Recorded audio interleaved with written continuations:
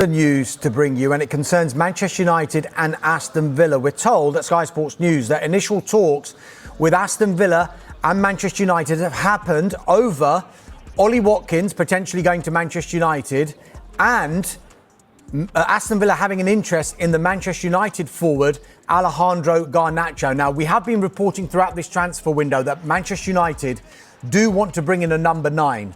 Now, this is regardless of whether Rasmus Højlund remains at the club or not.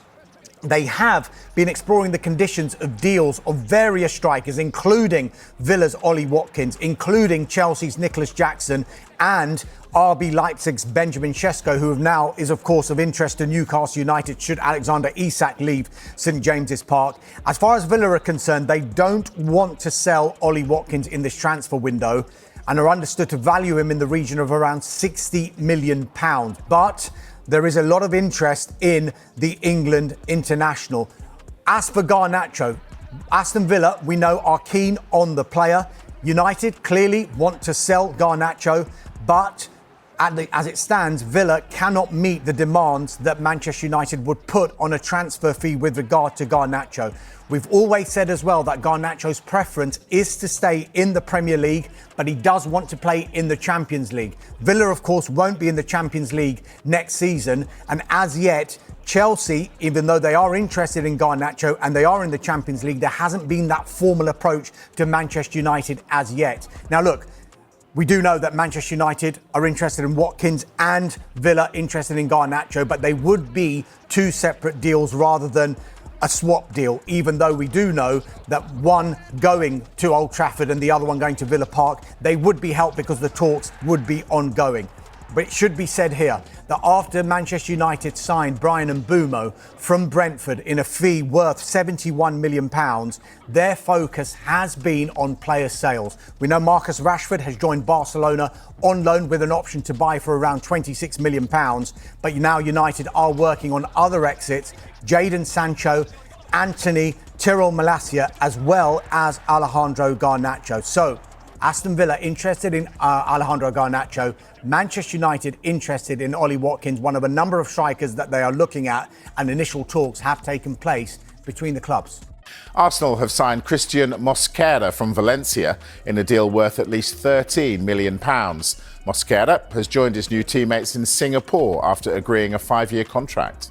So Arsenal got Mosquera in the door, and they're also closing in on a striker at last. Victor Gyökeres is expected in London tomorrow to sort the final contractual details with the club. A deal worth up to £63.8 million has been agreed. Now that's split into a guaranteed fee of £55.1 million plus an additional £8.7 million in add-ons.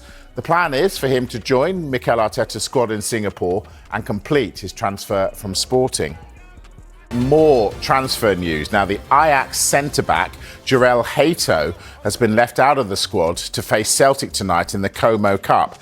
Now, we at Sky Sports News understand that the 19-year-old is in Italy with his teammates for the pre-season tournament, but he won't play this evening. What does that mean? Well, Chelsea are in advanced talks with Ajax over a possible deal for the player, and he's told Ajax he wants out.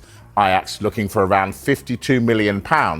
Chelsea value him at £35 million.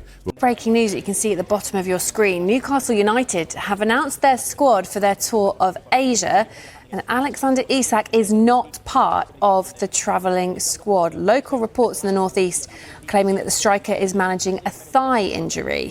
Now, the Newcastle manager Eddie Howe chose to send Alexander Isak home before their pre-season friendly defeat to Celtic at the weekend, amid speculation over his future. Yeah, the Magpies are headed to Singapore, where they'll face Arsenal at the country's national stadium on Sunday the 27th of July before they travel to Seoul. There they'll take on Team K-League on Wednesday the 30th of July, and then they'll play Tottenham Hotspur at the Seoul World Cup Stadium on Sunday the 3rd of August. Yeah, so Newcastle United have gone on their tour but without star striker Alexander Isak, and local media reporting that's due to a thigh injury though.